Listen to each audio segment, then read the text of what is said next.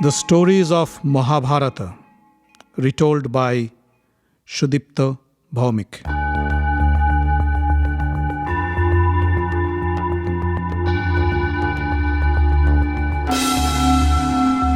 Dear friends, welcome to another episode of The Stories of Mahabharata. In the previous episode, we learnt that the Pandavas established their kingdom in Khandava, with Indraprastha as their capital. We also heard how Arjuna had to go on a self-imposed exile to honor the code of conduct they had set up regarding Draupadi's companionship.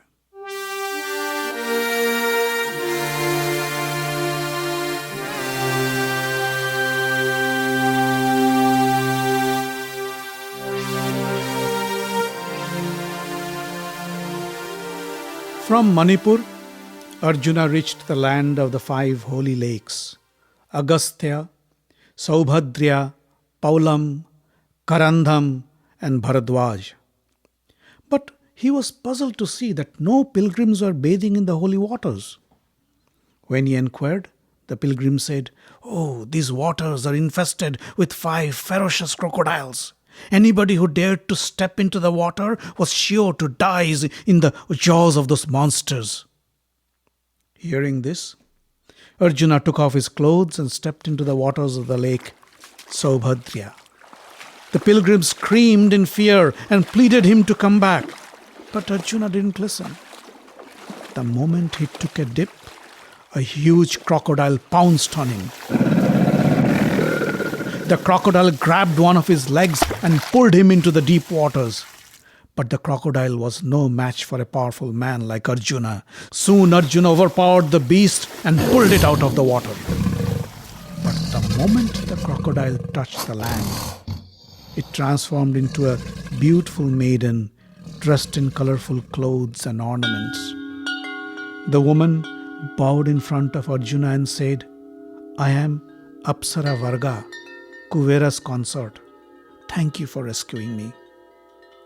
Arjuna knew that Apsaras were celestial maidens and had many mystical powers. But why would an Apsara live in a lake as a crocodile? Varga said, "Many years ago, I was walking in the forest with 4 of my Apsara friends. We saw a young and handsome Brahmin sitting under a tree and studying the scriptures. He was so focused in his studies that he didn't care to look at us for once. My friends and I had a naughty idea to seduce the young man and break his concentration. We came close to him and tried all kinds of tricks to seduce him. The young Brahmin finally stopped his study and looked at us. But instead of being attracted to us, he became angry.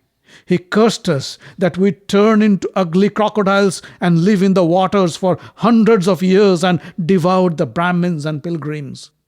We cried and pleaded, 'Please, please forgive us for our mischievous behavior. Please withdraw your curse.' Later, the Brahmin had pity on us and said, 'I cannot withdraw my curse. But if any strong and powerful man can pull you out of the waters, you will be rescued and get back your Apsara form.' Later, we met Rishi Narada.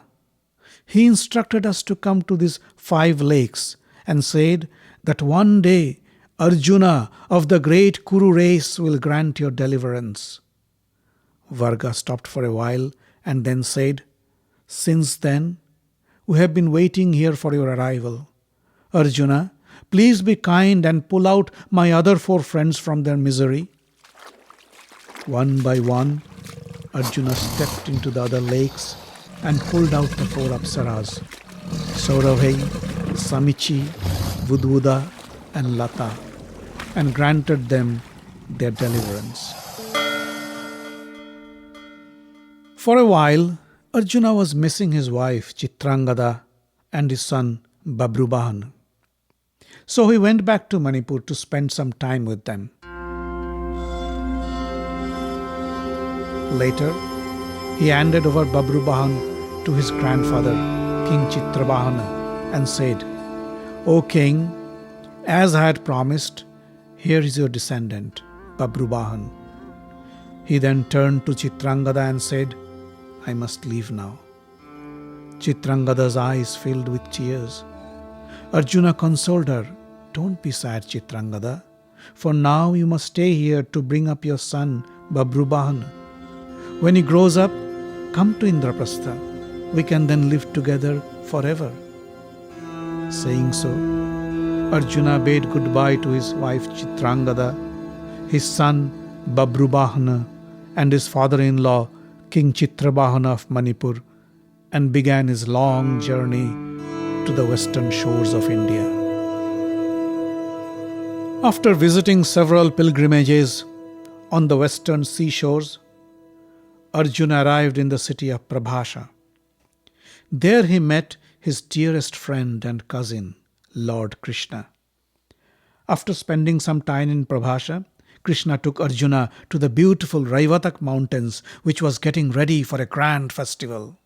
Performers, musicians, dancers, acrobats from all over were setting up their shows. Krishna and Arjuna went around to see the arrangements, enjoyed some of the performances, and then proceeded to Krishna's capital, Dwarka. The citizens of Dwarka crowded the streets to see the great Pandava hero, Arjuna. The gallant men of the Bhoja, Vrishni and the Andhaka tribes, all descendants of the Yadu dynasty, received Arjuna with great love and warmth. Arjuna felt overwhelmed by their hospitality. Few days later, in the Raivatak mountains began the festival of the Vrishni and the Andhaka tribes. Thousands of people from Dwarka traveled to the Raivatak mountains with their families and friends to enjoy the festivities. The mighty warriors like Pradyumna, Sambhya, Akrura, Sarana, Satyaki, and many others arrived with their wives and families. Krishna's brother, Balarama, went around drunk and was having a great time with his wife. Krishna and Arjuna walked around the festival grounds and enjoyed the fun and frolic. One day, a beautiful woman caught Arjuna's attention. She was dressed in gorgeous silk and golden ornaments and looked as pretty as a celestial Apsara. Arjuna just couldn't keep his eyes off her. Krishna noticed Arjuna's distraction. He laughed and said, It seems the great ascetic's mind has been flooded with desire. Arjuna was embarrassed. Krishna said, By the way, the lady you have been smitten by happens to be my half-sister, Subhadra. She is the favorite of my father. If you like her, I can propose my father on your behalf.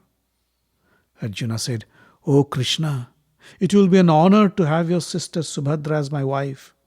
But how do you suggest I win her? Krishna smiled and said, Well, if I tell my father, he can arrange for her Sayamvara.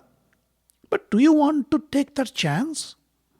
A woman's mind is unpredictable, and there is no guarantee that she'd pick you as her husband. So I think the most assured way is to abduct her by force. Abduct her? Your sister? Arjuna was quite surprised to hear this from Krishna. Krishna said, Why not? This is an acceptable and appropriate option for a Kshatriya to win his bride. You aren't committing any crime. Arjuna still couldn't believe what he was hearing. But what about your family? Won't they be upset? And I'm not sure how my family, especially Yudhishthira, would take this. Krishna said, Let me worry about my family. I'm sure I can handle them. And you take care of your family. Send a messenger to Indraprastha and ask Yudhishthira for his opinion. I'm quite sure you won't object. Right away, a messenger was sent to Indraprastha and he came back with the good news. Yudhishthira has granted his permission. Krishna then told Arjuna, Now you prepare yourself. Arrange for a fast and robust chariot and load it up with all the weapons you can. You may have to face a stiff challenge from Subhadra's bodyguards and the other Vrishni warriors. Tomorrow morning, when Subhadra finishes her morning prayers at the temple in Raivatak, you take her on your chariot and drive off to Indraprastha." Arjuna did exactly as he was instructed. The next morning, as if going on a hunting trip, Arjuna left Krishna's palace in a golden chariot driven by 4 horses. The chariot was loaded with weapons of all kinds. Arjuna reached the top of the Raibatak mountains and hid behind the temple. Just when Subhadra finished her worship and came out of the temple, Arjuna jumped out of his hiding, grabbed her hand and pulled her into his chariot. And before her startled bodyguards could do anything, Arjuna sped off with Subhadra. The guards ran to the chief officer in the court of Sudharma and complained about Subhadra's abduction. The panicked officer blew the trumpet, calling all to arms. The Yadavas were enjoying the sleep after a long night of whining and dining. The sound of the trumpet woke them up. They scrambled to pick up their arms and arrived at the court of Sudharma. And when they heard that Arjuna has forcefully taken away their princess Subhadra, they were furious. "The Kuru prince has insulted us. He must be punished," shouted one of them. "Our honor is at stake. We cannot let this happen," shouted the others. "The Pandavas will have to pay for this. Let's declare war on Indraprastha," some chanted. Balarama and Krishna had also arrived in the court. But Krishna was sitting in one corner of the room and watched the pandemonium as it happened. Balarama noticed Krishna's indifference. He raised his hand to stop the Yadavas. "You fools! Why are you shouting without knowing what Krishna has to say about this?" he said. "Why is he silent? It is because of him we had treated Arjuna with so much love and respect. But that ungrateful brute did not deserve our hospitality. Arjuna has disgraced us by stealing Subhadra, and I won't tolerate this insolent behavior. I will wipe out the Kuru dynasty from the face of the earth." The Yadavas supported him with a thundering applause. At this moment, Krishna rose from his seat and said, "You are making a huge mistake. Arjuna didn't insult us. Rather, his action can only bring us honor. Arjuna didn't expect that we'd sell our woman for wealth. Neither did he want to take any chances with the Sayamvara. So he did what is right for a Kshatriya to do: forcefully abduct the woman he loves. That is an acceptable option in our tradition." He paused for a moment and then continued. "Arjuna is born of the great Bharata Shantanu race. He is the son of Kunti, our Kunti Bhoja's daughter. He is indomitable in the battlefield and is the greatest warrior on earth. Who wouldn't want him as a groom? I suggest you go and try to bring him back with nice words. If you try to fight him, he will defeat you, and that would only bring us infamy and dishonor. But if you ask him politely and accept him as Subhadra's husband, then it would only bring us honor. Arjuna is our cousin by relation, and I am sure he will be nice with you." Krishna's advice brought some sense back into the Yadavas. They sent a small team to bring back Arjuna to Dwarka. There, Arjuna was married to Subhadra in a gala ceremony. Arjuna spent 1 year in Dwarka with his newly wedded wife Subhadra. Then he spent the rest of his exile period in Pushkar before returning to Indraprastha. After arriving in Hastinapur, Arjuna and Subhadra paid their respects to Yudhishthir and the other elders and Brahmins. Then Arjuna went to see Draupadi.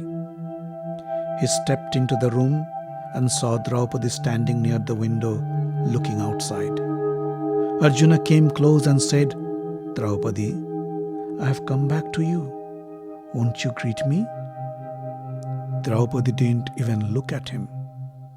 With a calm voice, she said, "Arjuna, You'd rather go back to Subhadra, you know? An old knot loosens when you tie a new one. Arjuna felt ashamed. Forgive me, Draupadi, he said. When I met Subhadra, I was tired and lonely. I couldn't control myself, and I married Subhadra because that was the most honorable thing to do. But believe me, I could never forget you. You were always in my mind and you will always be. Please forgive me. But Draupadi didn't give an inch. Arjuna went back to Subhadra and told her, Subhadra, you will have to win Draupadi's heart. With Arjuna's advice, Subhadra went to Draupadi dressed in a poor farmer woman's clothes. She knelt in front of Draupadi and said, O Queen, I am here to serve you. Please accept me as your maid. Draupadi smiled and pulled her to her breast in a warm embrace. May your husband have no enemies, she blessed Subhadra. Few days later, Krishna and Balarama arrived in Indraprastha to visit their sister Subhadra and her in-laws, the Pandavas. They brought with them carts full of precious gifts and presents. They had a great time together in Indraprastha for a few weeks. Later, Balarama and the rest of the Yadavas went back to Dwarka, while Krishna stayed back to enjoy a few more days with his best friend Arjuna. Together, they strolled along the banks of the river Yamuna. They discussed about various political, social and military issues and hunted for wild boars in the nearby forests. Arjuna and Krishna thus built a bond so strong that it shaped the future in more ways than one.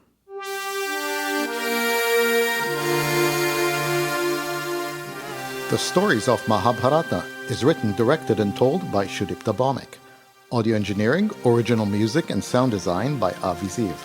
The podcast is distributed under the Creative Commons non-commercial license. Find us online at facebook.com/Mahabharata Podcast. Join the group for updates and news. Subscribe to the podcast using iTunes or any podcast catcher.